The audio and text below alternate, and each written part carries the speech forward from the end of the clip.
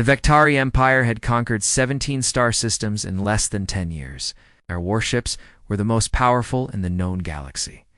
Their soldiers were feared by every species that had ever encountered them. When their long-range scouts discovered a small blue planet orbiting an ordinary yellow star at the edge of an unexplored spiral arm, they expected nothing more than another easy victory. Admiral Zoroth stood on the bridge of his flagship, the Eternal Conquest, studying the sensor data from the primitive world. The planet was called Earth by its inhabitants, a species that had only recently developed faster than light travel. Their technology was centuries behind the Vectari. Their military forces were laughably small by galactic standards. They had no allies, no defenses beyond their own star system, and no idea that the greatest military power in 3 sectors had just noticed their existence. "Send a reconnaissance force," Zoroth ordered his communications officer. 12 ships should be sufficient to assess their capabilities and prepare for conquest. The 12 warships jumped into the human solar system 3 days later. Commanders were experienced veterans who had participated in dozens of successful invasions. They approached Earth with weapons charged and shields raised, ready to eliminate any resistance before it could form. On Earth, the detection came at 3 in the morning, Geneva time. Lieutenant Maria Reyes was working the night shift at the United Nations Space Command headquarters when her console lit up with warning signals. She stared at the readings for a full minute, convinced there must be some error. Then she reached for the emergency communication system. Captain Daniel Carter arrived at the command center within the hour. He was a tall man in his late 40s with gray hair and eyes that had seen too much. He had spent his entire adult life preparing for this moment, training for a scenario that everyone hoped would never happen. Now it was happening, and he felt strangely calm. 12 contacts, Reyes reported as Carter took his position. Entered the system near Jupiter and are heading directly for Earth. They have not responded to any of our hails. Carter studied the tactical display. The alien ships were larger than anything humanity had built, their energy signatures suggesting weapons far more powerful than human technology could match. By any reasonable assessment, Earth's small defense fleet had no chance against them. "Launch all available ships," Carter ordered, "and activate the orbital defense platforms."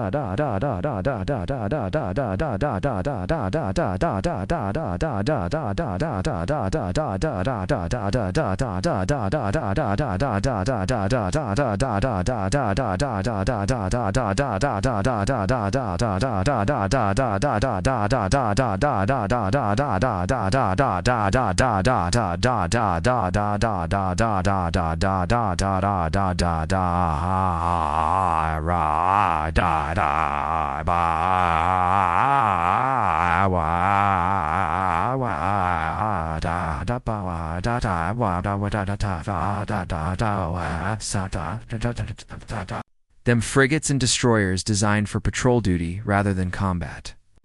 The flagship was the carrier Resolute, a massive ship that Carter himself commanded. They formed up in a defensive formation between the approaching aliens and Earth, knowing that they were likely flying to their deaths. What the Vectari did not know, what no species in the galaxy could have known, was that humanity had been preparing for this moment since they first reached the stars.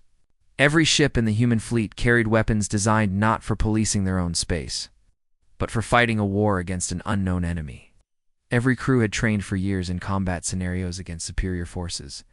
Every captain had studied military history stretching back thousands of years, learning from the countless wars that humanity had fought against itself. The battle began at 1400 hours, Earth's Standard Time. The Vectari ships opened fire first, their plasma cannons lighting up the void with deadly precision. 2 human frigates were destroyed in the opening seconds, their crews dying instantly as their ships came apart around them. Then the humans fired back. The first Vectari ship to die was hit by a concentrated barrage from 6 different human vessels. Its shields, which had never failed against any enemy, collapsed under the assault. The ship exploded in a ball of expanding gas and debris. The Vectari commander, a veteran of 30 successful campaigns, stared at his displays in disbelief. No primitive species had ever destroyed a Vectari warship in combat. It was simply not possible, but the humans were not finished. They fought with a ferocity and coordination that the Vectari had never encountered. Their ships moved in patterns that seemed almost suicidal, closing to point-blank range where their inferior weapons could penetrate Vectari shields. Their crews refused to retreat even when their ships were crippled and burning.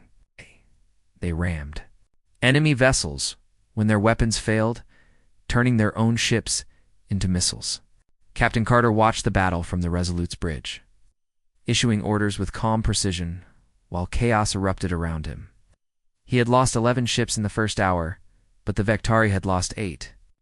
The mathematics of the engagement were brutal, but clear. Humanity was winning. The last Vectari ship tried to flee. Its engines had been damaged, and it was limping toward the edge of the system, desperate to reach jump distance and escape. Carter ordered 3 destroyers to pursue. They caught the alien vessel near the orbit of Saturn and destroyed it with a coordinated missile strike. The battle was over. 12 Vectari warships had entered the human solar system. None of them left. On the Vectari homeworld, Admiral Zoroth waited for his reconnaissance force to report. Days passed with no communication. He sent signal probes to the human system, but they were destroyed before they could transmit useful data. Finally, he ordered a larger fleet to investigate. 40 warships under the command of his most trusted officer, Commander Vexus, jumped into human space 2 weeks after the first battle. They found the wreckage of the reconnaissance force still drifting in orbit around Earth. They also found the human fleet reinforced now with additional ships pulled from every corner of their system. The second battle lasted 6 hours. It was even more brutal than the first. Commander Vexus fought with skill and determination, using every tactic she had learned in her decades of service, but the humans adapted to everything she tried. They learned from their mistakes in real time, adjusting their strategies mid-battle in ways that seemed impossible. When her flagship was finally destroyed, Vexus managed to reach an escape pod. She drifted in the void, watching the last of her fleet die around her, and used her emergency transmitter to send one final message to the Vectari homeworld. "Do not come here," she said, her voice weak from blood loss. "They fight like nothing we have ever seen. They do not surrender. They do not retreat. Adapt and overcome everything we throw at them. If you send more ships, you will only be sending more crews to die. These humans are not prey, they're predators, and they have been waiting for us." Her life support failed before she could say anything more.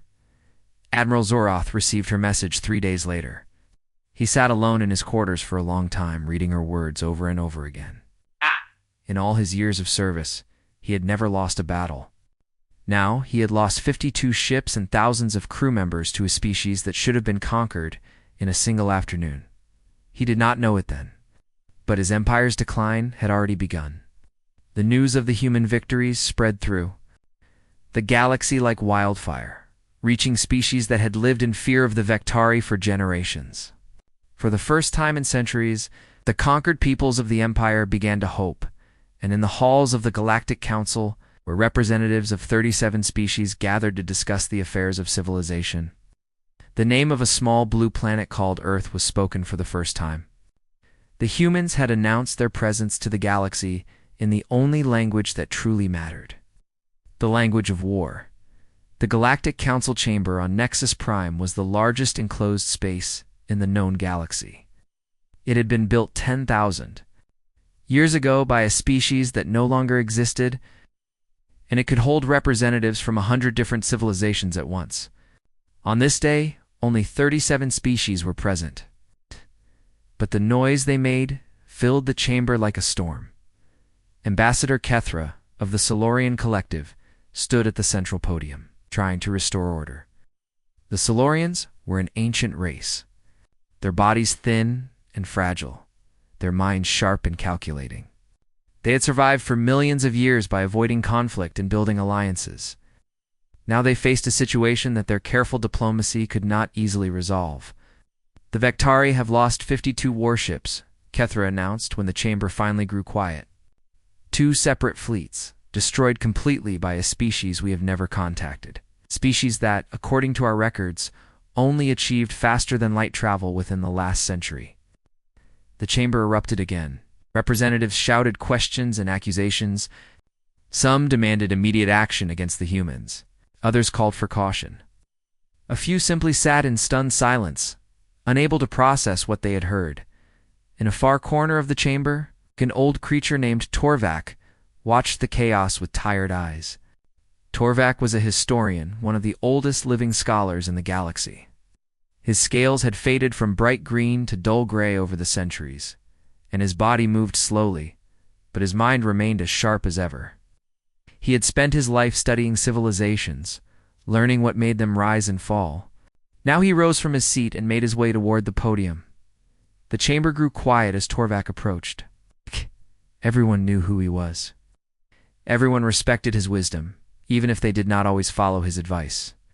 "I have researched these humans," Torvak said, his voice soft but clear. "I have studied their history, their culture, their technology. What I have learned disturbs me greatly." He activated a holographic display that showed the blue planet Earth. Images appeared around it. Cities, weapons, soldiers, wars. The representatives watched in growing horror as Torvak explained what humanity was. "They're not like us," he said. "Their planet has been in a state of almost constant conflict for their entire recorded history. They have fought wars over land, resources, religion, ideology, and sometimes for no reason at all. They have developed weapons capable of destroying their entire civilization many times over, and they have come very close to using them on themselves." The images showed human soldiers charging across battlefields, bombs falling on cities, mushroom clouds rising into poisoned skies. The representatives shifted uncomfortably in their seats. "They did not evolve in peace," Torvak continued. "They evolved through competition and violence. Every advancement they have made came because they were trying to defeat an enemy. Their ships are weapons. Their science is weapons. Even their art and their stories are filled with conflict and struggle." Ambassador Kethra raised a thin hand. "Are you saying they are monsters? Animals incapable of reason?" "No," Torvak replied. "That is what makes them dangerous. They are not mindless. They are intelligent, creative, and adaptable. They can cooperate when they need to, and they can make peace when it serves their interests. But when they decide to fight, they fight with everything they have. They do not stop. They do not surrender. They find a way to win, no matter the cost." The chamber was silent now. The representatives were beginning to understand what they were facing. "My recommendation," Torvak said slowly, "is to leave them alone. Do not contact them. Do not provoke them. Let them have their small corner of the galaxy and hope that they never decide to expand beyond it." His advice was ignored. The Council voted to send a diplomatic mission to Earth, backed by a military escort of 60 warships. They believed that the humans could be reasoned with, that they would recognize the benefits of joining galactic civilization peacefully. Ambassador Solara of the Nexian Federation volunteered to lead the mission. Solara was young for a diplomat, barely 300 years old. Her species was known for their empathy and communication skills. They had negotiated peace between warring civilizations dozens of times. She was confident that she could make the humans understand that cooperation was better than conflict. On Earth, Secretary General Patricia Cole received news of the approaching fleet with mixed feelings.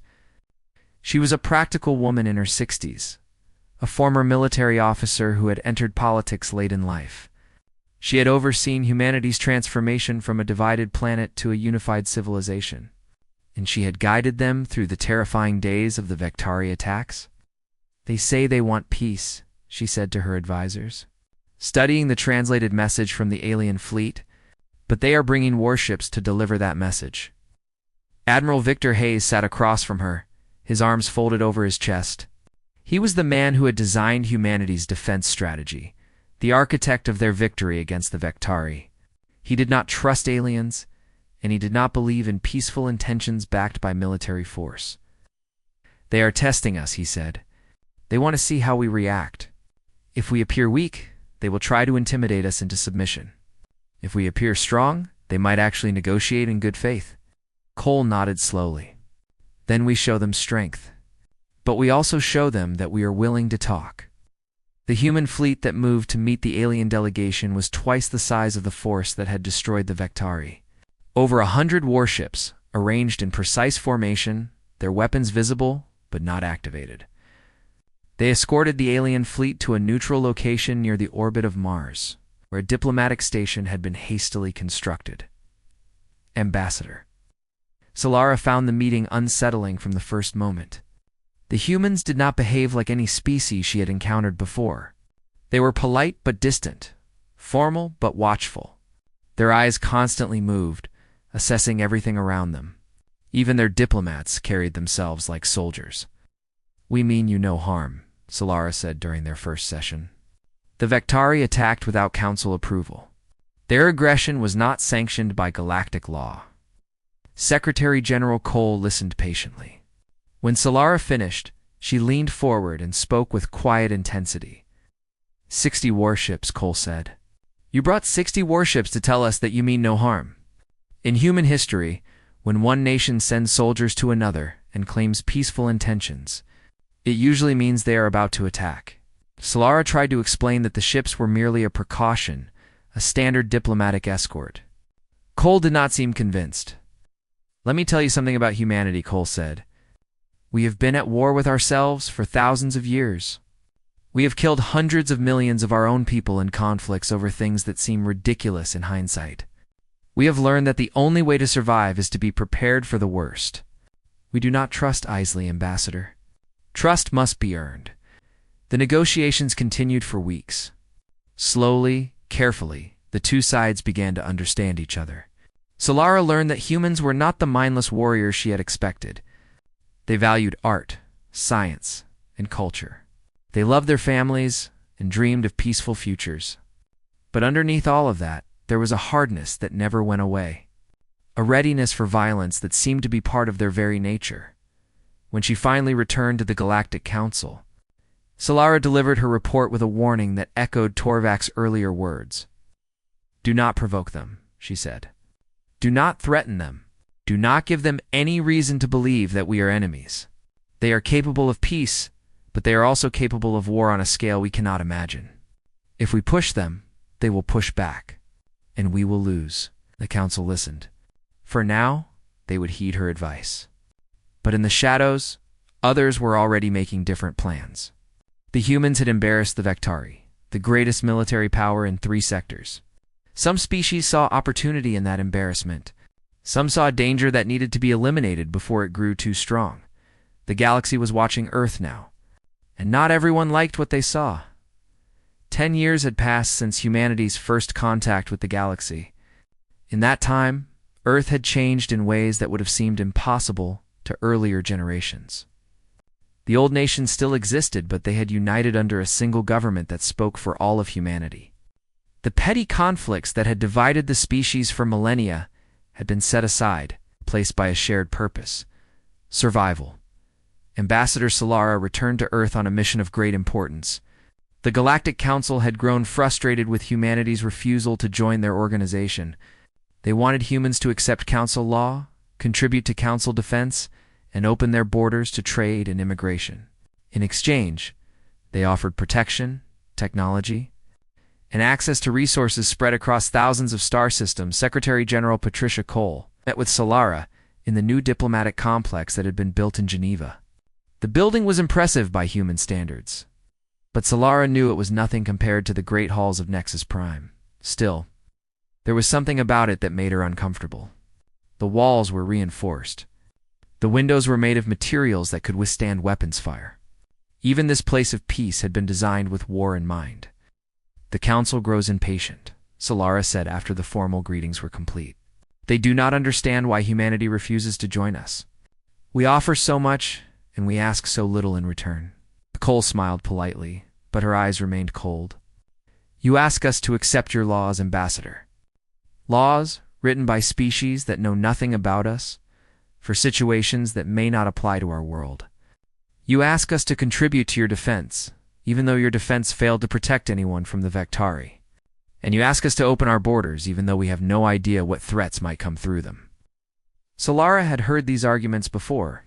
She had prepared responses for all of them. But before she could speak, Cole continued. Let me show you something, Ambassador. Something that might help you understand our position. They traveled by shuttle to a location in the asteroid belt. Far from Earth, Solara had expected to see a military base or a weapons facility. What she found instead was something far more disturbing. The structure floating in the darkness was enormous, larger than any ship Solara had ever seen. It was not a single vessel, but a collection of modules, connected by tubes and cables, spreading across kilometers of space. Thousands of smaller ships moved around it, like insects around a hive. This is Forge Station, Cole explained. It is the largest shipyard in human space. It has been operating continuously for 8 years, producing warships at a rate that our enemies would find impossible to match. Solara stared at the station in disbelief. How many ships? We have produced over 2,000 combat vessels since the Vectari attack, Cole said calmly. Another 3,000 are under construction. By the end of next year, we will have a fleet capable of matching the combined naval forces of every species in the Galactic Council. The shuttle flew closer, and Solara could see the ships being assembled. They were not the small frigates and destroyers that had fought the Vectari. These were massive warships, bristling with weapons and armor. Each one was a fortress in space, designed to fight and win against any opponent. Why, Solara whispered, you have no enemies. The Vectari were defeated. No one threatens you. Cole turned to face her, and Solara saw something in the human's eyes that made her blood run cold. Not yet, Cole said. But we have learned, Ambassador. We have learned from 10,000 years of our own history. Peace is temporary. Safety is an illusion. The only way to protect what we love is to be strong enough that no one dares attack us. They returned to Earth in silence. Solara's mind raced with what she had seen. The humans were not preparing for defense. They were preparing for conquest, or perhaps something even worse. The negotiations that followed were the most difficult of Solara's career. The humans refused every offer, rejected every compromise, and made demands that the Council would never accept. They wanted complete autonomy, permanent neutrality, and the right to build whatever military forces they chose, without any oversight or limitation. These terms are impossible, Solara said during one particularly frustrating session. The Council will never agree to them. Admiral Victor Hayes, who had attended every meeting as Cole's military advisor, leaned forward in his chair. Then the Council has a choice to make, Ambassador. They can accept our terms and have a powerful, neutral partner at the edge of their space. Or they can reject our terms and wonder when we might decide to become something other than neutral. Solara felt a chill run down her spine. Is that a threat, Admiral? Hayes shook his head slowly. It is a statement of fact. We do not want war. We have never wanted war. But if war comes to us, we will end it. Permanently. The final agreement was signed 3 months later. It was not what the Council had hoped for, but it was better than nothing. Humanity remained outside the galactic government, free to make their own decisions and build their own forces. In exchange, they agreed to certain trade arrangements and promised not to expand beyond a defined region of space. Solara delivered the agreement to the Council personally. She stood before the assembled representatives and explained what she had learned about humanity during her months on Earth. They are not evil, she said. They do not want to conquer or destroy, but they are afraid. Not of us, not of the Vectari, but of the unknown. They have learned from their own history that danger can come from anywhere at any time, so they prepare for everything. They build weapons they hope they will never use. They train soldiers they hope will never have to fight. She paused, remembering the vast shipyard floating in the asteroid belt, the endless rows of warships being assembled. If we leave them alone, they will leave us alone. But if we ever give them a reason to see us as enemies, if we ever make them believe that their survival depends on our destruction, they will come for us with everything they have. And I do not believe we could stop them. The Council accepted her warning. For the next decade, they maintained a careful distance from human space. Trade flourished along the borders. Cultural exchanges were permitted under strict supervision. A fragile peace developed, built on mutual respect and mutual fear. But the galaxy is large, and not all threats come from within. Beyond the rim, in the dark spaces between the spiral arms, something ancient and terrible had been awakened. It had been sleeping for 100,000 years, waiting for new civilizations to rise and grow fat and complacent. Now, it was hungry again. The first warning came from a remote observation post at the edge of Council space. A young technician named Viren was monitoring long-range sensors when he noticed something strange. A region of space that had been empty for as long as records existed was suddenly full of movement. Thousands of contacts, perhaps millions, moving in a vast swarm toward the heart of the galaxy. Viren reported his findings to his superiors. They reported to their superiors. The message climbed through layers of bureaucracy until it finally reached the Galactic Council. By then, it was almost too late. The Drexer horde had arrived. The Drexer came like a tide of darkness rolling across the stars. They were not a civilization in any sense that the Council understood. They did not build. They did not create. They did not negotiate or trade or form alliances. They simply consumed everything in their path and moved on to find more. No one knew where they came from. Some said they had originated in another galaxy and crossed the void between stars in a journey lasting millions of years. Others believed they were the remnants of an ancient species that had destroyed itself and descended into barbarism. The truth did not matter. What mattered was that they were here and they were hungry. The first Council world to fall was Varith Prime, a peaceful planet of artists and philosophers who had not known war for 10,000 years. The Drexer fleet arrived without warning. Within hours, the planet's cities were burning. Within days, every living thing on the surface was dead. The Drexer took what resources they wanted and moved on. Leaving behind a dead world stripped of everything valuable, Ambassador Solara watched the reports come in with growing horror. World after world fell to the horde. Species that had existed for millions of years were exterminated in weeks. The Council's combined military, which had maintained peace for so long, collapsed under the weight of the Drexer assault. We cannot stop them, Admiral Kethra reported to the Emergency Council session. Their numbers are too great. For every ship we destroy, they send 100 more. We are losing ground on every front. The chamber was filled with despair. Representatives wept openly as they listened to reports of their homeworlds being invaded. Some called for surrender, hoping that the Drexer might spare them if they submitted. Others demanded that the Council fight to the last ship, the last soldier, the last breath. Old Torvak, the historian who had warned them about humanity years ago, rose slowly from his seat. His scales had grown even more gray, and his movements were painful to watch. But his voice was still clear. "There is one hope," he said. "One species that might be able to stand against this enemy." Everyone knew what he meant. The eyes of every representative turned toward the empty seats reserved for humanity. The humans had never joined the Council. They had never attended a single session. But now, in the galaxy's darkest hour, they were the only chance for survival. Ambassador Solara volunteered to make the journey to Earth. She traveled alone, her diplomatic vessel racing through space that was increasingly filled with Drexer scouts and raiders. 3 times she was nearly intercepted. 3 times she escaped by flying through regions of space that should have been impossible to navigate. She arrived at Earth to find the humans already preparing for war. Admiral Victor Hayes met her at the orbital station above the planet.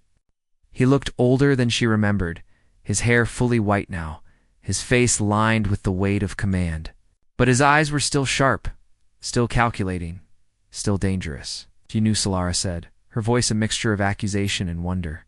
"You knew they were coming." Hayes nodded slowly. "We detected their approach 5 years ago.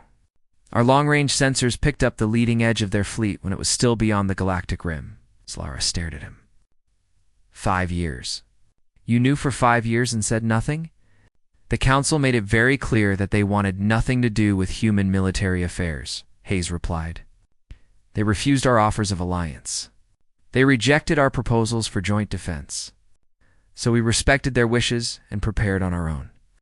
He led her to a viewing platform that overlooked Earth's orbital shipyards. What Solara saw there took her breath away.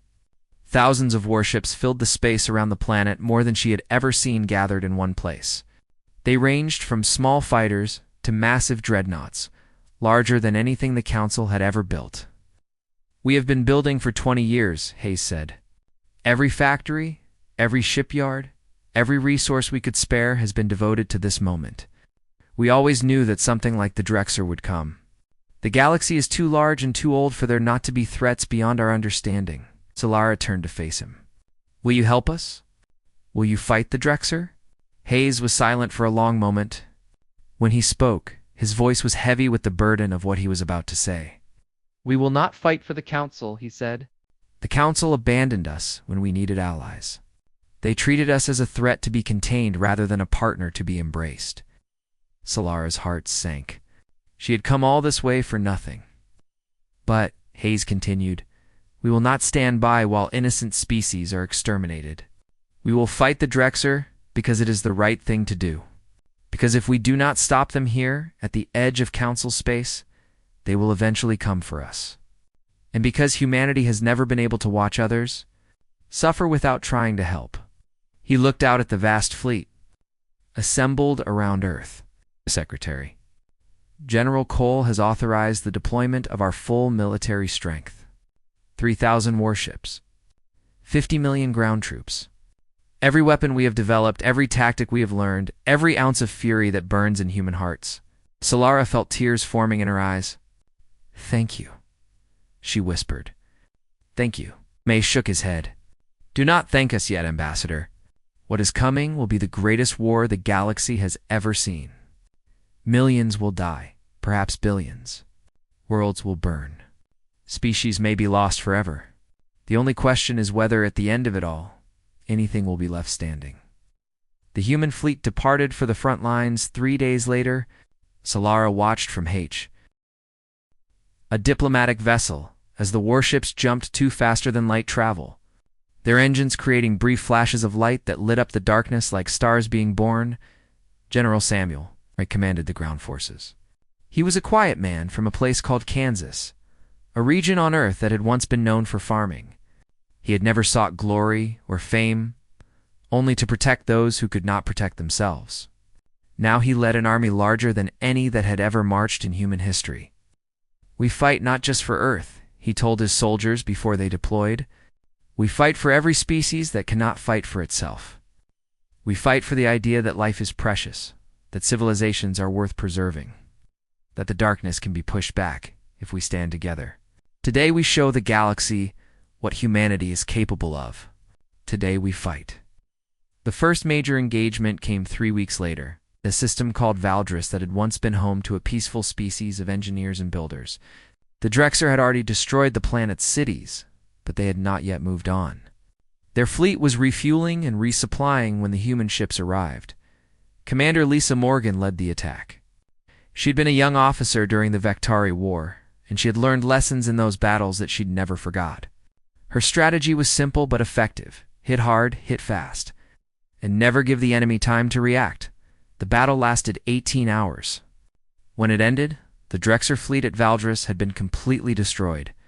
Humanity had lost 200 ships and over 50,000 lives. But they had won. It was the first victory against the Drexer that anyone had achieved. When the news reached the Council, representatives who had been preparing for extinction began to hope again. The humans were fighting. The humans were winning. The war had truly begun.